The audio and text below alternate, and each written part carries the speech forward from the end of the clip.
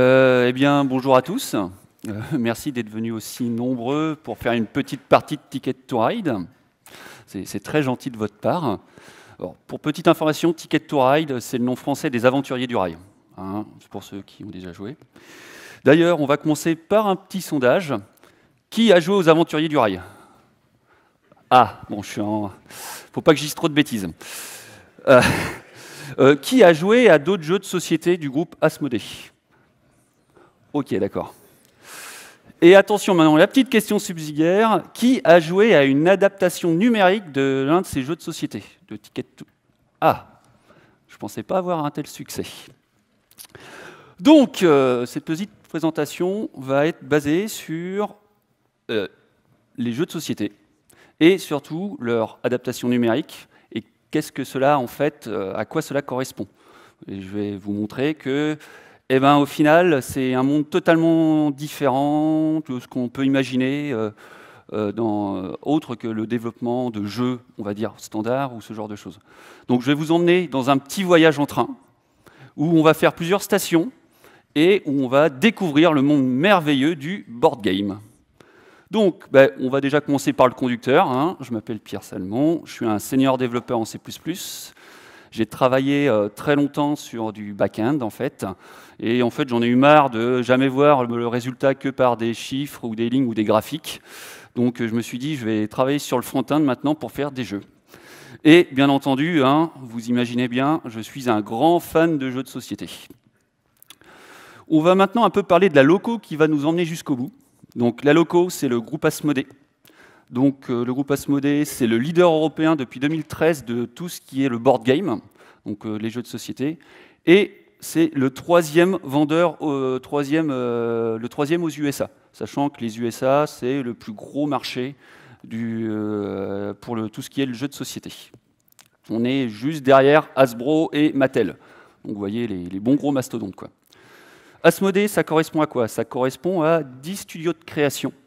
Donc, alors si vous connaissez, il y a Days of Wonders, il y a le groupe Edge, ou ce genre de choses qui ont différentes licences comme les licences Star Wars. Il y a aussi un ensemble de licences comme Pokémon, qui est également dans le groupe Asmodée. C'est également aussi, parce que Asmodée à la base, c'est plutôt un distributeur de jeux, et ça regroupe 11 sociétés de distribution de jeux de société dans le monde. Donc en Amérique du Nord, en Chine, dans les pays nordiques. Et ça représente actuellement 2000 références de jeux. Alors ça va des jeux de cartes jusqu'aux jeux de société comme les Aventuriers du Rail, Smash Up ou Small World, pour ceux qui connaissent. Et moi, plus spécifiquement, je travaille chez Asmodée Digital, qui est la partie qui s'occupe de l'adaptation des jeux numériques. Asmodée Digital, c'est tout ça. Enfin, c'est une partie de ce que fait Asmodée Digital. Alors, pour ceux qui reconnaissent, il y a Colt Express, Pandemic, Spot-It qui est tout récent, Small World, Harald. Et il faut savoir qu'avant, Asmodée Digital, c'est très récent, ça date de 2013. Avant, c'était Days of Wonder. Days of Wonder est une société qui a été créée en 2002 et qui a été rachetée par Asmodée en 2013. Et en fait, Days of Wonders, à l'époque, était déjà une société qui avait, en plus des jeux physiques, donc Ticket to Ride, avait déjà des versions numériques en prévision. Ils avaient déjà cette idée de se dire on va faire du jeu physique et du jeu numérique. Et Asmodée Digital s'occupe donc de la création et de la distribution des versions numériques des jeux. Donc maintenant que vous me connaissez, que vous connaissez la locomotive, en voiture, attention au départ, accrochez-vous bien, j'espère que votre billet est composté. On part sur la première station qui est le Digital Board Game. Très bonne question. Qu'est-ce qu'un Digital Board Game? C'est très simple, c'est l'adaptation numérique d'un jeu boîte. On prend Ticket to Ride et on le fait le tenir, c'est pas le terme exact, mais on l'adapte pour que ça devienne un jeu qui soit intéressant sur n'importe quel support numérique. Il y a quelque chose qui doit être très important pour que l'adaptation digitale fonctionne. Il faut que qu'elle soit très fidèle à l'esprit du jeu. Ce qu'on entend par là, c'est qu'il faut que le joueur se retrouve dans l'adaptation de ce jeu. Même si les mécaniques de jeu physiques sont différentes, sont adaptées différemment lors de la numérisation du jeu. Ce qui est très important, c'est qu'il faut avoir un respect de la marque, de la charte graphique, et surtout, il faut que les joueurs soient contents de leur adaptation. Parce que si ça dévie trop, ou si c'est quelque chose qu'ils ne s'attendent pas, ça ne va pas leur plaire. Si ça dévie trop de l'idée de ce que font les joueurs de leur jeu, ça ne va pas passer. Il faut que le joueur soit toujours dans une situation familière qu'il reconnaît. Alors, bonne question maintenant, l'adaptation numérique, qu'est-ce que ça apporte en plus ou qu'est-ce que ça dessert par rapport, on va dire, à l'adaptation physique? Déjà, il y a un truc qui est très intéressant, c'est que l'adaptation numérique, ça aide énormément pour le jeu physique. On va dire qu'il n'y a qu'un seul jeu de société que tout le monde sait jouer, que tout le monde connaît, c'est le Monopoly. Pour info, il a été créé en 1929. Et là, tout le monde connaît les règles. Petit sondage très rapide, qui ne connaît pas les règles du Monopoly? Ouais, voilà, il fallait s'en douter, très efficace. Et pourquoi? Parce que tout simplement, les règles sont simples. Bon, après, on pourrait discuter sur le système de jeu qui n'est pas terrible. Maintenant, on prend Ticket to Ride, vous voyez, il faut se paginer les 20 pages à chaque fois de règles. Alors oui, c'est les extensions, parce que le jeu de base Ticket to Ride est plus simple, mais il faut se paginer à chaque fois les pages de règles avant de commencer, et l'utilisateur, ça peut être énervant, quoi, hein, on n'aime pas.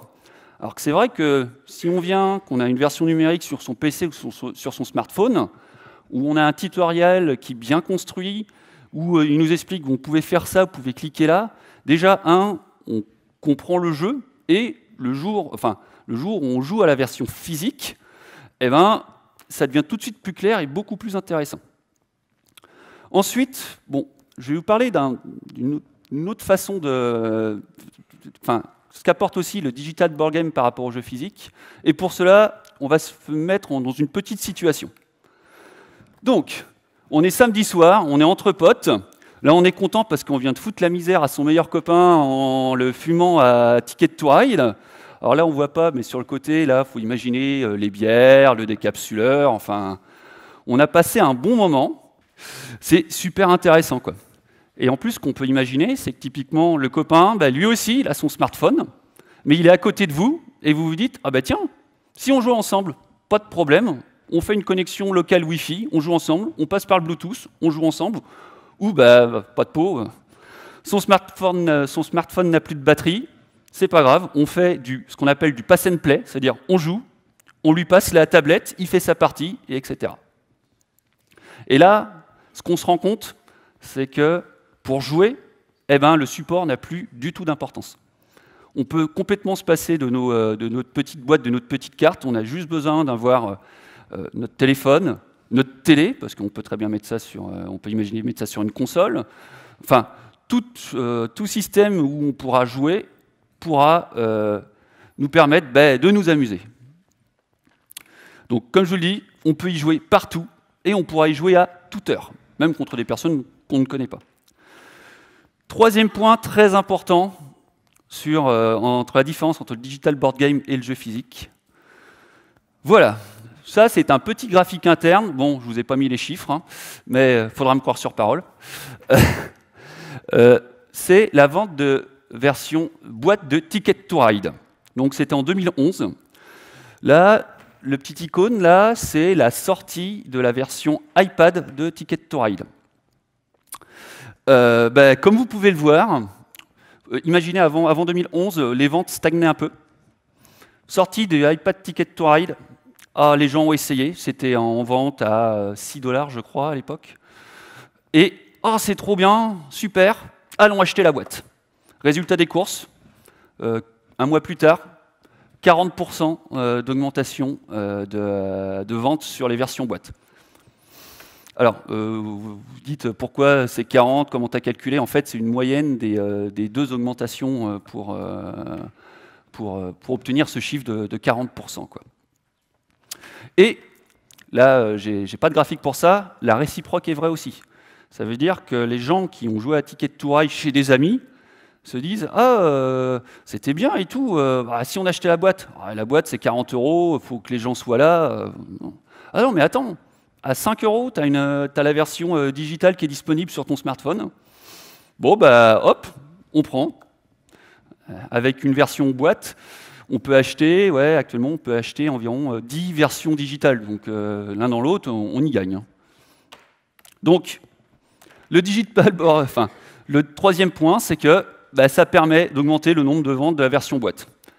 Et qu'est-ce que ça veut dire par là? Ça veut dire que tout simplement, l'adaptation digitale est un outil marketing qui va nous permettre de vendre mieux les versions boîte. Donc on va faire une petite conclusion de ces 3 premiers points, qui est toute bête, c'est que le digital board game est là pour mettre en avant le jeu physique. Ce qui est important, parce que le cœur de métier, c'est le jeu physique. Oula. Pardon.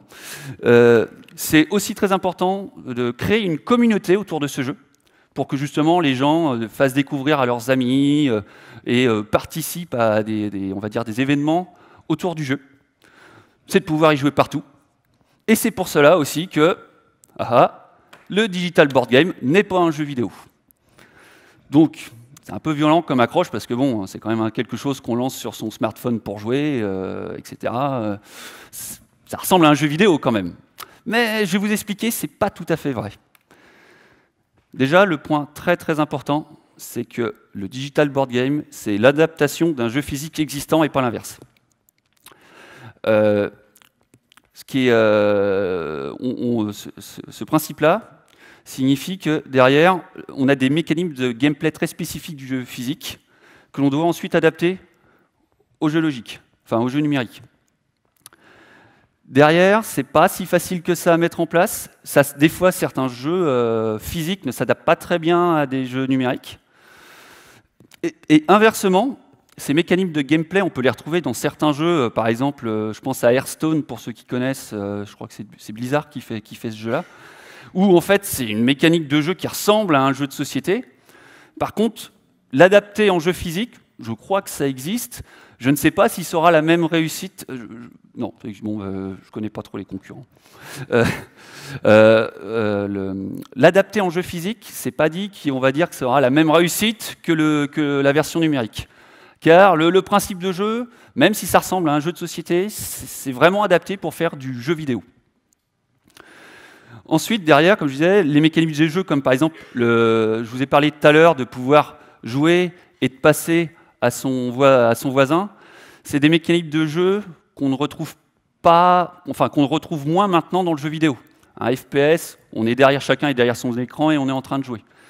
Le tour par tour, il y a beaucoup de jeux vidéo qui l'utilisent, mais c'est moins la majorité que, par exemple, les jeux de société, où beaucoup de jeux de société sont basés sur du tour par tour et non pas de l'instantané.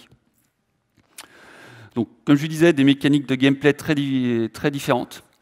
Des volumes de vente aussi très différents, parce que le volume de vente d'un FIFA ou du dernier FIFA ou du dernier Call of Duty n'est absolument pas le même que le volume de vente de Ticket to Ride, par exemple. Et ensuite, la durée de vie. Pour vous donner un ordre d'idée, Ticket to Ride, la sortie initiale, enfin la première version de Ticket to Ride est sortie en 2008. Donc ça va bientôt faire 10 ans que l'application existe. Et quand je dis application, c'est la même application qui a juste eu des extensions et des mises à jour. Les cas où on trouve ce genre de choses dans le jeu vidéo, que je vais dire standard, je mets des guillemets, hein, ça existe, hein, mais c'est quand même plutôt rare. Alors que dans le cas du digital board game, c'est la norme. Tous les jeux qui ont été adaptés, c'est des jeux où de toute façon, tant que le jeu physique existera, la version digitale existera aussi. Et au maximum, on l'enrichira avec toutes les extensions qu'il y a pu y avoir. Donc, par exemple, si vous connaissez Small World, toutes les extensions de Small World seront de toute façon rajoutées dans le jeu. Ensuite, c'est l'heure de jouer. Est-ce que vous aimez jouer? Plus fort? Parce qu'il y a des trucs à gagner. Bon, j'en ai pas beaucoup, hein. Alors, pour info, ce sont des tickets Steam pour gagner les versions numériques de Ticket to Ride, ou pour ceux qui l'ont, de Small World. Donc il faudra me dire à la fin, le gagnant pourra choisir quelle version il veut avoir. Alors, vous êtes prêts? Alors, on ne va pas le faire en concours de rapidité, hein, et il ne faut pas que ce soit trop le Capharnaüm quand même. Alors, maintenant, à partir de combien de jeux boîtes vendus dans le monde, un jeu de société, donc la version physique, est-elle une réussite?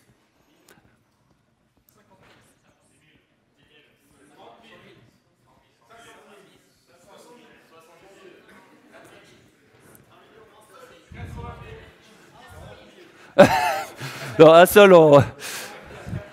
Hein? Attends, on va lever à la main plutôt. Hein. Ouais, bah. Alors, tu vas gagner un ticket parce que effectivement, bravo. Mais comment dire, c'était la meilleure réponse, mais c'est pas vraiment tout à fait ça. Qui a dit 50 000? Vous deux. Alors, la réponse n'est pas 50, c'est 40 000. Mais bravo, vous avez gagné chacun un jeu Steam. Il faudra venir le chercher à la fin. Certains devront me payer une bière pour ça, mais bref. Maintenant, voilà. Vous voyez, 40 000 boîtes, c'est à partir de ce moment-là que l'entreprise de distribution rentre dans ses frais. Donc, que le jeu est considéré comme une réussite. Alors, maintenant, imaginez le coût de développement d'une application qui est vendu, par exemple, 6 ou 7 $, et si on en vendait 40 000. On va dire que le coût de développement entre un jeu physique et le jeu numérique n'est absolument pas le même. Et en fait, derrière, on sent bien que c'est quand même le jeu physique qui, en termes de rentabilité, est le plus intéressant. Hein. Imaginez, par exemple, si on prend Ticket to Ride, il faut compter environ 50 € la boîte. Vous pouvez faire le petit calcul de tête pour voir à combien coûte de développer un jeu. Et pour info, Ticket to Ride, c'est vendu à 5 millions d'exemplaires. Donc, c'est plutôt rentable comme système. Bon, bien entendu, pour que ça se vende, pour que les gens en parlent, il faut quelque chose de très important. Et ça, nous allons voir dans notre prochaine station, la communauté. Et oui, pour que les jeux, comme tous les jeux, pour que les jeux de société fonctionnent, il faut une certaine, des gens qui en parlent. Il faut que des personnes aiment le jeu. Et donc, dans notre cas, on va parler de communauté numérique. Je vais jamais assez le répéter pendant cette présentation. Le cœur de la communauté, ce qui fait venir les gens, c'est souvent le jeu physique. Parce que la plupart des gens ont d'abord joué au jeu physique, on l'a bien vu dans le petit sondage au début, et ensuite viennent vers le jeu numérique. De toute façon, le jeu numérique étant un outil marketing, son premier intérêt va être de parler du jeu physique, quoi. Derrière, ce que ça va permettre, ça va aussi permettre le jeu numérique va nous permettre de parler des nouveautés et voire aussi de les essayer. La dernière extension de Small World sort. Quelques semaines, mois plus tard, la version numérique sort. Eh ben, tiens, proposons-la en démo, gratuite, pour que les gens puissent voir la nouvelle extension. Oh, c'est trop bien, allez, allons acheter au magasin la dernière extension. Ou mieux, oh, la version numérique est super bien, allons acheter le jeu numérique plus l'extension. Faut bien vivre, hein. Ensuite, le but, comme tous les jeux de société, c'est de jouer ensemble. Comme je disais, le monde du jeu vidéo apprécie beaucoup les jeux de société. Dans beaucoup de magazines maintenant, comme par exemple jeuxvideo.com, Canard PC, souvent maintenant, il y a une section jeux de société, où ça va parler du jeu physique comme parler des adaptations numériques. Ensuite, les jeux numériques, les adaptations numériques, il va falloir choisir la façon dont on va les vendre. Comment nous allons les proposer en fait aux utilisateurs. Il existe vraiment deux modes différents pour proposer notre adaptation. Bon, la première, c'est le modèle premium. C'est on va dire, ça représente 90% des adaptations numériques. C'est quoi? C'est de faire le jeu le plus léché possible, le mieux fini, et le vendre 5, 6, 7 $. Le but étant de fournir vraiment à l'utilisateur un très beau produit où il reviendra jouer dessus pour en profiter. Et vu que de toute façon ce jeu reste toujours, la version numérique reste toujours beaucoup moins chère que la version physique, eh ben, l'utilisateur sera prêt à dépenser de l'argent pour pouvoir y jouer. Ensuite, quelque chose qui est beaucoup plus récent, c'est le modèle freemium. Donc pour ceux qui connaissent, c'est que le jeu est gratuit, mais en interne, alors, il peut y avoir soit de la publicité, soit des microtransactions internes qui vont permettre de fidéliser en quelque sorte et d'accrocher l'utilisateur. Le but premier du jeu premium, c'est bien entendu faire de l'argent et de rentrer dans ses frais, mais l'un gros intérêt, c'est d'être capable d'augmenter la communauté des joueurs. En fait, d'augmenter le nombre de personnes que l'on touche. Car à chaque fois que quelqu'un va jouer par exemple à Spot It, qui est en fait le premier jeu premium qui est sorti par Asmodee, Spot It c'est Double, si vous voyez le jeu. Alors, en plus le jeu a été complètement repensé pour vraiment s'adapter au modèle freemium, qui est complètement différent du modèle premium. Et le but premier de ce jeu, parce qu'il faut s'inscrire pour pouvoir y jouer, c'est d'avoir le maximum de gens dans notre base de données, en fait, tout simplement. Et derrière, de pouvoir capitaliser là-dessus pour leur proposer nos autres produits et proposer même peut-être les jeux physiques. Bon, j'avais dit qu'on en reparlait, et le online dans tout ça. Alors pour info, Ticket to Ride, au niveau des parties jouées, les personnes qui jouent online, donc online vraiment en ligne, en passant par nos serveurs, pas en mode local où tu joues avec un copain dans la même pièce, ça représente 20% des parties. Et pour petite info, une nouvelle partie est créée toutes les 6 secondes. Bon, je vous laisse vous faire le calcul de tête pour vous rendre compte en fait, de la quantité de parties jouées sur Internet.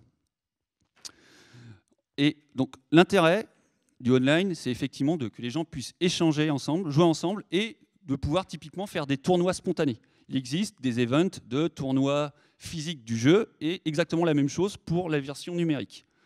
Pour cela, il y a des mécanismes de classement qui ont été mis en place, quoi. Il y a même, pour ceux qui jouent aux échecs, il y a ce qu'on appelle le classement ELO. Eh ben, il y a exactement la même chose pour Ticket to Ride. Pour info, le premier, donc, il joue depuis 2004. Alors, mes statistiques datent de 2014. Il est rendu à 24 853 parties. Et il est loin derrière le mec qui a fait le plus de parties. Le mec qui a fait le plus de parties, donc c'était en 10 ans, il en a fait 89 490.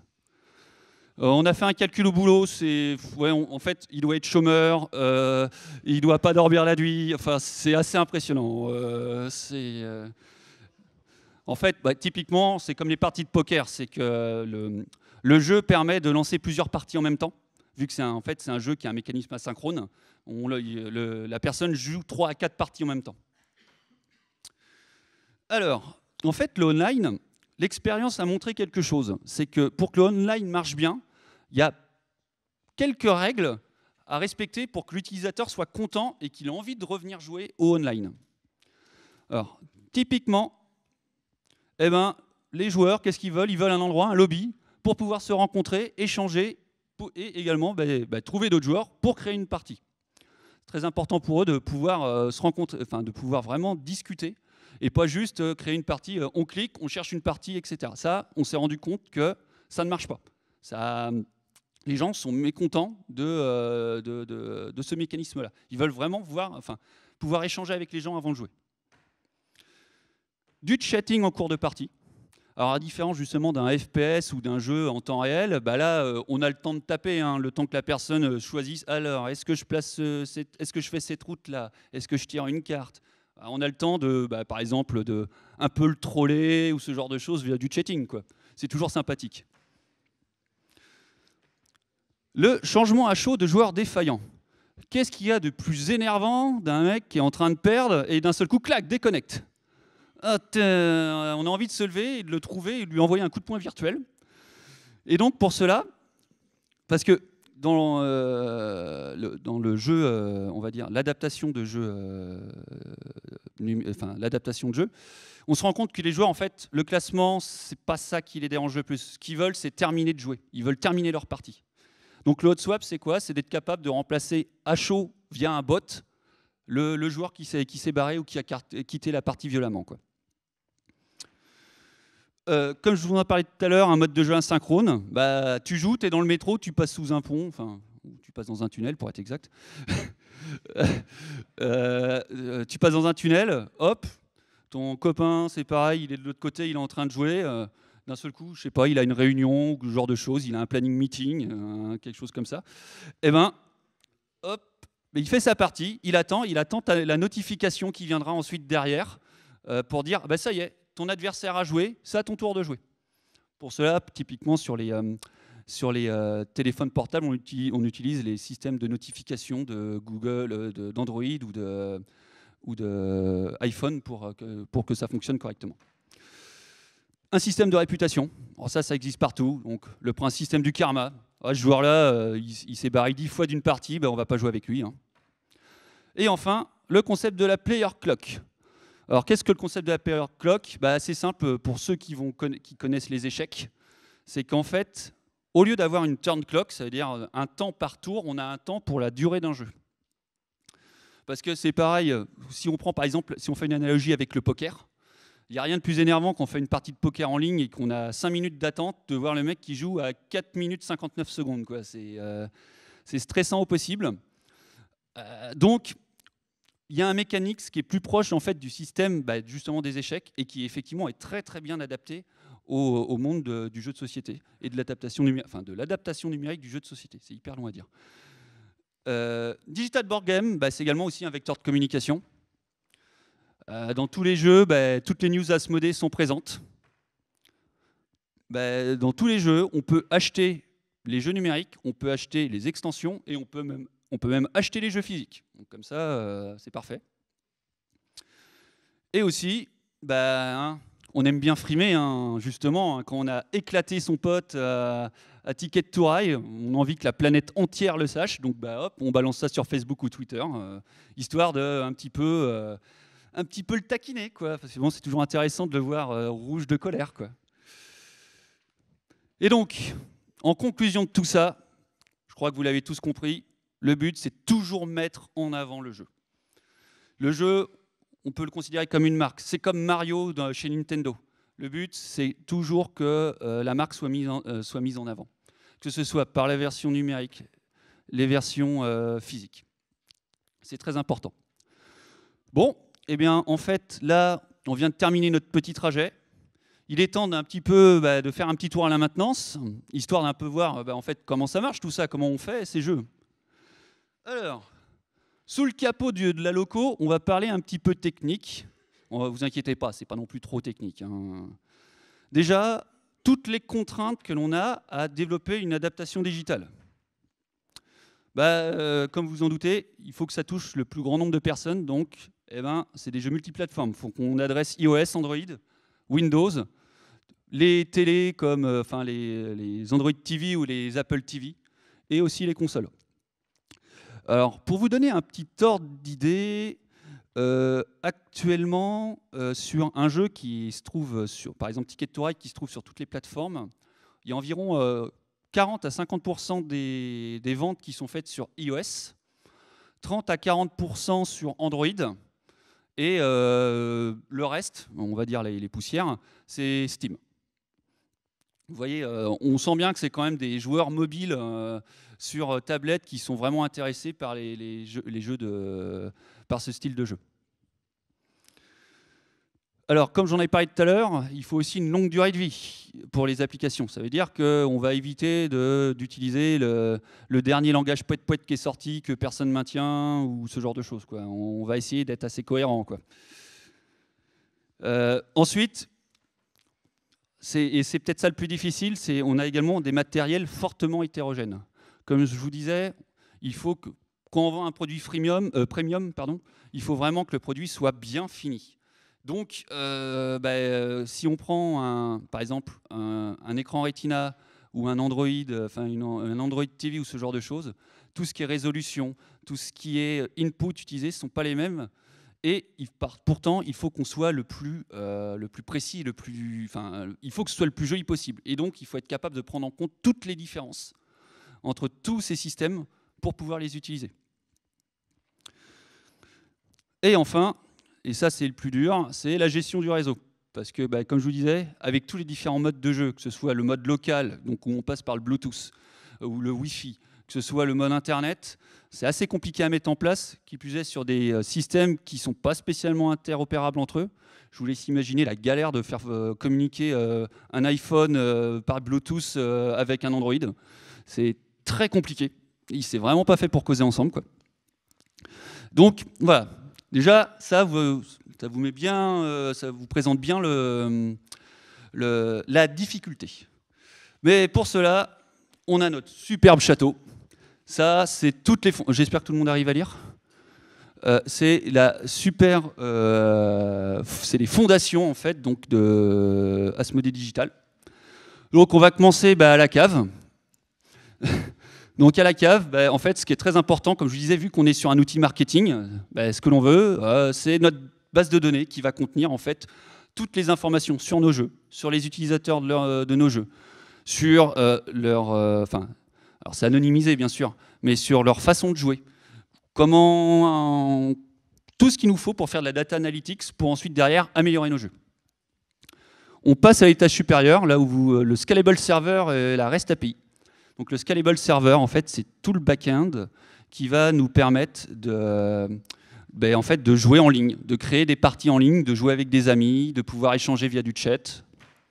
Et la REST API, en fait, c'est ce qui va permettre surtout de communiquer avec la base de données et de pouvoir gérer en fait les profils utilisateurs, tous les achievements qui existent dans le jeu, tout ce que les studios vont avoir besoin de rajouter, on va dire, en ce qu'on appelle un outgame, c'est-à-dire ce qui n'est pas lié au jeu, mais ce qui est lié autour du jeu, pour pouvoir en fait travailler.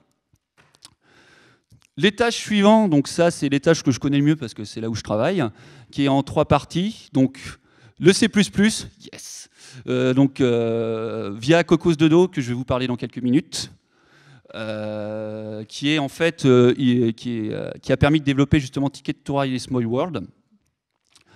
C'est la brique qui nous sert le plus pour effectuer tous nos tests et vérifier que toutes nos features en fait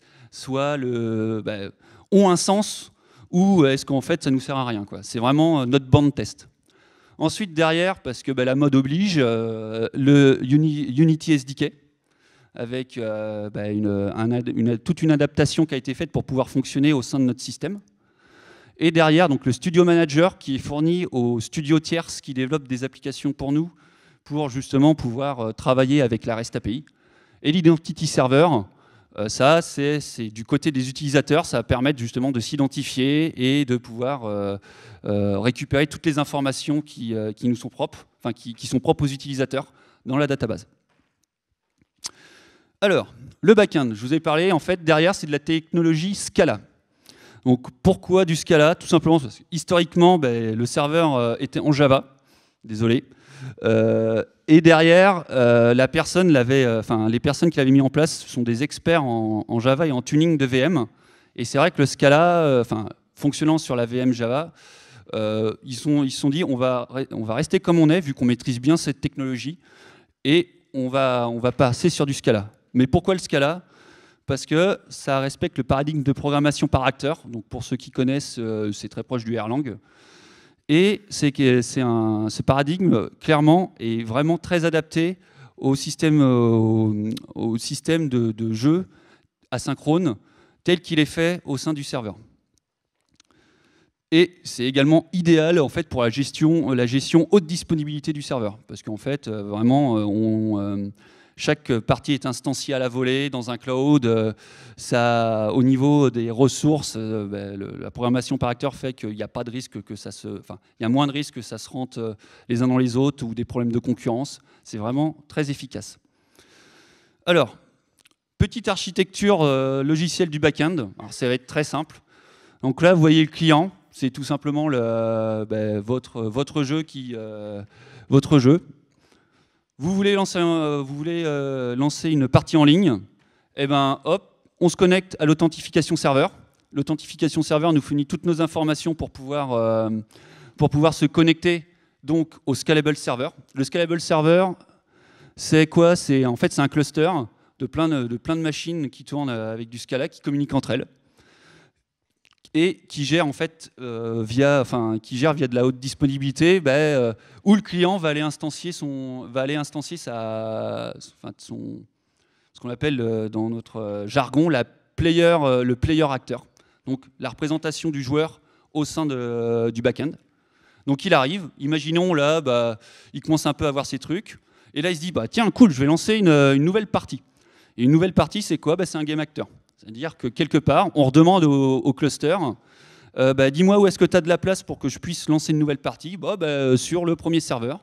Ok, je me connecte, et le client va communiquer avec l'instance du client, donc le player acteur qui se trouve sur le premier serveur, le serveur du bas, va communiquer avec le premier serveur, donc celui où c'est marqué Scalable Server G1, pour pouvoir jouer, pour pouvoir effectuer la partie. Et le tout est sauvegardé sur un cluster base de données Cassandra. Parce qu'en fait, ce qui est échangé via la GUI, ce qui est échangé via le client et le Scalable Server, ce sont des events. Et donc le principe, c'est une partie, c'est quoi? C'est tout un ensemble d'events qui sont triés dans le temps. Et donc recréer l'état d'une partie, si par exemple tous les joueurs se quittent et ils disent notre partie là, on n'a plus le temps, on la finira plus tard. Si tous les joueurs quittent la partie, c'est pas grave. Quand ils se reconnecteront, le système ira relire sur Cassandra tous les events qui sont associés à leur partie pour pouvoir ensuite restaurer l'état de la partie et que les personnes puissent recommencer à jouer. Ensuite, on passe sur la petite marche supérieure. La technologie Unity. Donc c'est pareil, là c'est vraiment du front-end. L'avantage gros avantage de la technologie Unity, c'est que c'est une solution globale intégrée. Ce qui fait que derrière, c'est top pour pouvoir... il y a tout. Tout est intégré dedans. On a l'IDE, on a les forges, on a les builds. C'est vraiment super. Après, c'est suivi par une entreprise. C'est bête, mais au moins, si on a un problème, on sait sur qui aller gueuler, quoi. Et ça arrive très souvent. Bref. Et c'est aussi facile de sous-traiter avec des studios, car une majorité des studios maintenant développent en Unity. Donc les gens maîtrisent la technologie, c'est beaucoup plus facile. C'est la hype du moment, mais il y a une énorme dépendance avec Unity. Donc le jour où Unity arrête de faire du moteur ou le font payer des millions d'euros, c'est fini. Tes jeux, tu peux t'asseoir dessus. Donc, technologie C++. Le gros avantage, comparé justement à Unity, c'est qu'on a une maîtrise complète des outils et des technologies. Dans notre cas, typiquement, c'est très simple. On a tout le code source complet, ça veut dire jusqu'à la petite librairie, pour pouvoir rebuilder entièrement nos applications. Ce qui fait que, justement, même si on a un problème avec un middleware ou un éditeur tierce, un fournisseur qui nous lâche, pas de problème, avec le C++, on peut toujours continuer. D'ailleurs, pour faire simple, c'est ce qui est arrivé il n'y a pas très longtemps avec l'un de nos middleware. Moi, je peux le nommer maintenant. Je ne sais pas si vous connaissez le framework Marmalade, qui est en fait un framework qui permet de faire des jeux 2D sur smartphone. Et ils ont décidé, il y a quelques mois, juste d'arrêter d'en faire. Et surtout de ne plus supporter toutes les nouvelles versions d'iOS ou d'Android qui vont sortir. Et quand une partie de vos jeux sont développés sur cette technologie et que quand ils vous annoncent ça, tu prends 6 mois dans la vue pour devoir redévelopper le jeu pour pouvoir, comme je vous disais, qu'il soit toujours vivant, car il doit vivre aussi longtemps que le jeu physique existera, quoi. Aussi un point qu'on oublie très souvent, l'avantage d'avoir tout le code source, c'est la portabilité, parce qu'en fait on va builder en natif. Et quand on fait par exemple du C++, on peut builder sur toutes les plateformes. Et actuellement, c'est la seule techno où on est capable de builder vraiment partout, quoi.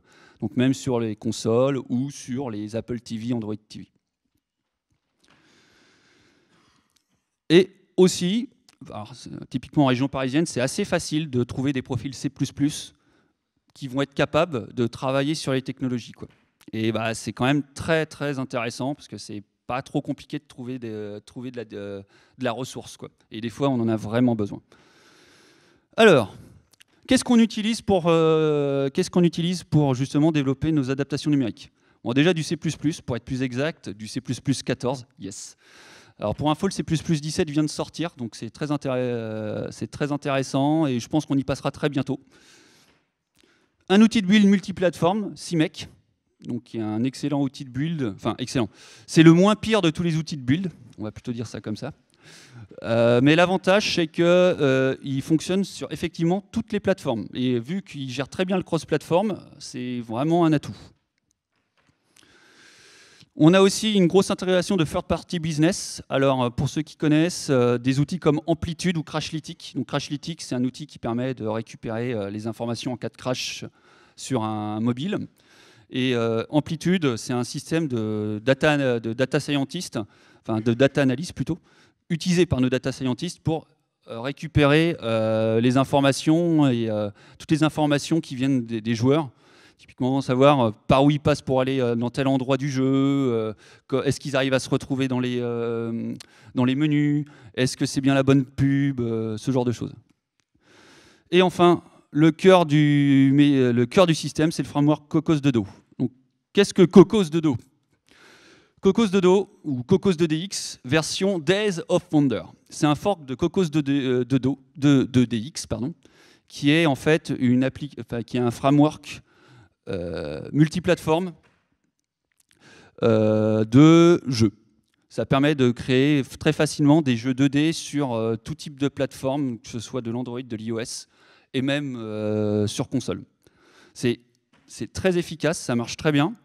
Et en fait, pourquoi on l'a forqué? Parce qu'il a fallu qu'on l'adapte à notre besoin. C'est-à-dire qu'il a fallu qu'on rajoute tout le système de communication au niveau du réseau. Il a fallu qu'on rajoute tout ce qui est la gestion des shops, parce que mine de gérer les stores Google Play, etc., c'est pas facile. Il a fallu qu'on rajoute plein de widgets graphiques pour que ce soit encore plus joli, quoi. Typiquement, être capable de gérer les différentes résolutions au niveau du Retina et ce genre de choses pour vraiment avoir quelque chose de très précis au pixel près. Et enfin, oui, voilà, intégration d'outils et de features communes aux applications, c'est ce que je venais de vous expliquer. Donc voilà tout ce qu'on a besoin pour faire une adaptation de jeu numérique. Donc, pour finir, j'espère que ce petit voyage vous a plu, et malgré les problèmes techniques. Et surtout, le plus important, n'oubliez pas de jouer, car c'est vraiment ça le plus intéressant. Merci pour votre attention, et si vous avez des questions, n'hésitez pas.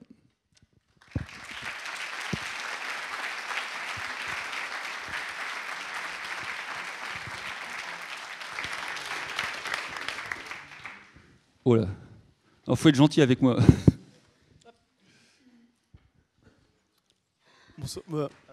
Oui, alors, rebonjour. J'ai une remarque et une question. La remarque, c'était sur la notion de jeu vidéo, où tu disais que les J'en étais sûr. Bah ouais. Alors, ma boîte s'appelle Casus Studi, donc on fait aussi du jeu vidéo et des trucs qui sont pas forcément mainstream.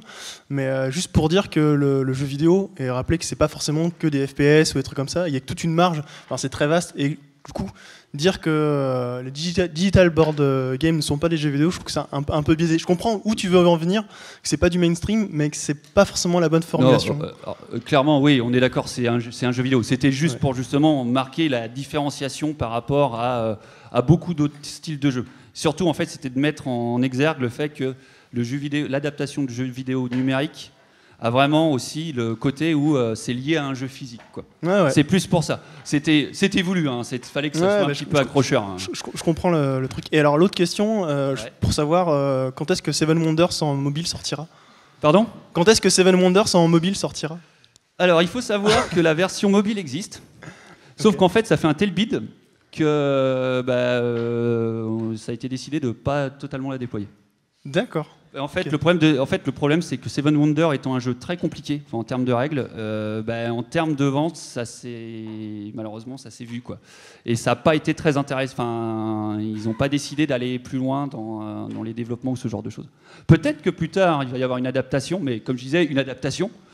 Mais pour l'instant, c'est pas prévu au programme. Parce que dans la dernière boîte de Seven Wonders Duel, ils font encore la promo de la version mobile qui arrive bientôt quand même. Ouais, je suis désolé. Là, je douche désespoir. Hein. Ok. Mais des fois, entre le physique et la version, le digital, ouais, des fois des petits raccros, on va dire, Ouais, pour rester poli. Je comprends, ça marche. Merci beaucoup. T'en prie.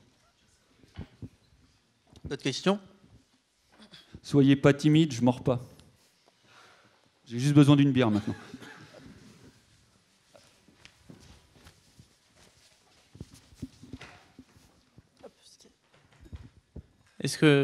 Donc je suppose que le besoin dont vous avez expliqué à la fin du besoin de fork le framework, est-ce que c'est quelque chose que vous maintenez avec d'autres éditeurs ou qui est fait à titre privé? Alors il faut savoir qu'au final, Asmodee Digital est un éditeur, surtout des versions numériques, des jeux les plus vendus en version numérique, comme Small World, Ticket to Ride. Mais sur tout le panel que j'ai pu vous montrer au départ, en fait, la majorité est faite par des studios externes. Et donc, nous, on fournit, dans ces cas-là, aux studios externes notre framework. Alors, on a des retours grâce à ça, où justement, eux nous demandent des améliorations, ce genre de choses, sur ce point-là.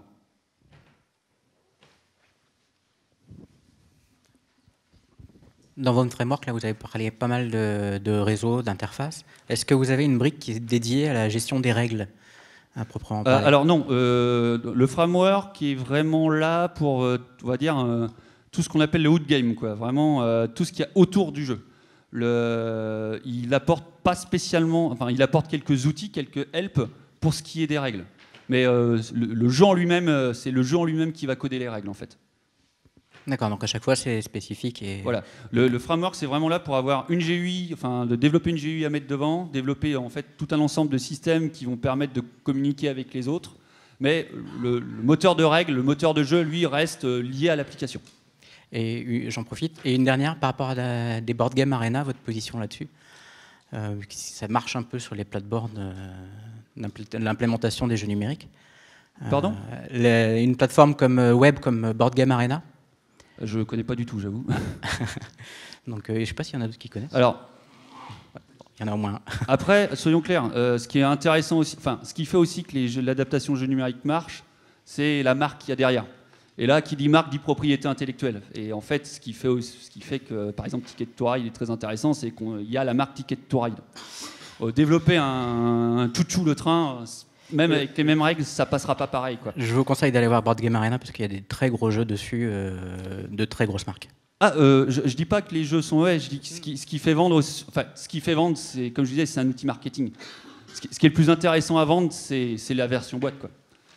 Enfin, le but vraiment de l'adaptation digitale, c'est d'être un outil marketing pour mettre en avant elle-même, mais aussi et surtout la version boîte.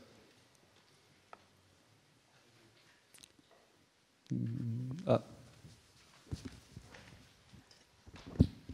Bonjour. À chaque fois, vous parlez d'une adaptation d'un jeu plateau vers un jeu numérique. Est-ce que vous vous êtes pas dit à un moment, est-ce que ça pourrait être intéressant de bêta-tester d'une certaine manière des nouvelles extensions, des nouvelles règles de jeu dans une version numérique via votre communauté dont vous avez parlé, pour voir si ça marche, pour ensuite le produire en version plateau? Alors là, c'est très simple. Faire une version plateau, c'est prendre un papier, des crayons, colorier un petit peu. Ça se fait en une journée. Enfin, j'exagère en disant ça, mais ça se fait vite. Le prototype, mais le tester sur, 10 000 utilisateurs, c'est peut-être moins facile que si vous le diffusez de manière numérique. Alors, pour ce qui est, derrière, vu que l'idée c'est toujours de vendre de la version boîte, ils préfèrent travailler sur la boîte. Et il est vrai quand même que les coûts de développement d'une version numérique demandent énormément de temps. Ok, merci. C'est plus une histoire de coût en fait. Ça va beaucoup plus vite de faire la version physique que la version numérique. Et au final, c'est très facile de faire tester à quand même un panel, on va dire, représentatif de personnes, les versions physiques. Okay. Et puis, il ne faut pas oublier, une réussite, c'est à partir de 40 000 boîtes. Donc, ça va, en fait, au final, quand le jeu est vraiment une réussite, ça va très vite, quoi. Ok, merci. Je vous en prie.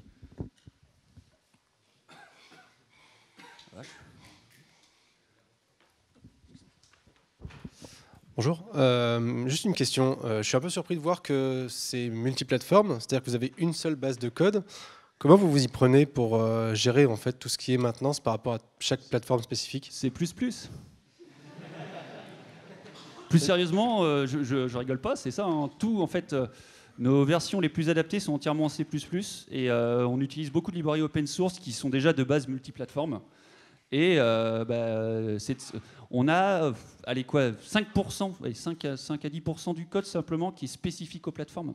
Après, ce qui change, mais là c'est plus lié, pas aux plateformes, mais plutôt à la façon de jouer, c'est entre par exemple le touchpad d'un iPad ou la télécommande d'une web TV. C'est plus ça en fait qui amène, je veux dire, de la complexité, quoi. C'est comment le joueur va interagir avec le système, quoi. Et c'est là où on a de la diversité. Pour vous donner un ordre d'idée, Ticket to Ride, en interne, il a les fonds d'écran, il y en a presque, je crois que c'est 8 versions différentes, entre la fonction si on le tient par la main gauche, si on le tient par la main droite, si on le tient droit, si on est sur un écran Retina, un écran iPad, etc. Toutes les combinaisons possibles, en fait, pour que le joueur, quand il l'utilise, il soit dans les meilleures conditions. Et au final, c'est plus ça qui est difficile que vraiment la maintenance du code, quoi. C'est de trouver, en fonction de toutes ces plateformes, ce qui est le plus idéal, le plus idéal pour le joueur. D'accord, mais ça veut dire que, sans parler vraiment de la technologie, les problèmes ou les besoins des utilisateurs sont quand même différents en fonction des plateformes. On ne jouera pas de la même façon sur une télé que sur un mobile, je suppose. C'est ça, et c'est là la plus grosse difficulté en fait. Et c'est vraiment pas lié à la. Enfin, tout est fait en C++ et on essaye derrière. Enfin, en fonction du type d'utilisation, effectivement, on va avoir différentes approches. C'est là où je disais où on a toute une combinatoire rien que par rapport à comment on tient une tablette, quoi. Merci. Une dernière question.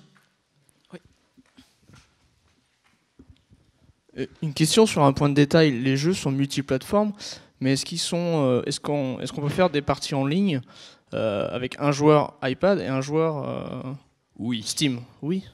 Bien. Et ça a été ça le plus difficile. Ok, d'accord. C'est en ligne, en online, on peut jouer avec tout le monde. Le plus dur, c'est en local, comme je vous le disais, c'est faire dans la même pièce là, faire jouer avec son voisin qui a un iPhone et l'autre qui a un Android via le Bluetooth. Clairement, on va dire qu'ils n'ont pas prévu ça, quoi. Donc il a fallu un peu ruser, mais ça marche. Merci. Alors j'ai peur, il y a autant de questions, j'ai pas été clair. Je suis désolé. Hein. Ce sera la dernière. Ici. Petite question très concrètement en fait, j'ai compris que tu étais côté plutôt front-end maintenant, mais quelle est la part de ce que vous gardez en interne et quelle est la part de ce que vous outsourcez à des studios? Et d'une manière, aux deuxième question dans la foulée, vous êtes combien de devs chez Asmodée Digital? Je l'ai pas dit dans le. Oh, je voulais le dire. Pas. Pardon. Merci de cette pertinente question. Alors, ce qu'on outsource chez les studios externes, c'est vraiment la partie GUI, le jeu en lui-même, quoi. Tout ce qui est back-end et tout le back-end, etc. et reste en interne. Ils ont une interface, ce que je parlais, qui est le studio manager, où en fait ils se connectent et ils travaillent dessus, quoi, en fait. Un studio ne va pas connaître, par exemple, les utilisateurs qu'il y a dessus. Il n'y a que nous qui connaissons les utilisateurs. Et chez Asmodee Digital, on est 40 personnes. Donc beaucoup de product managers qui justement gèrent les studios externes.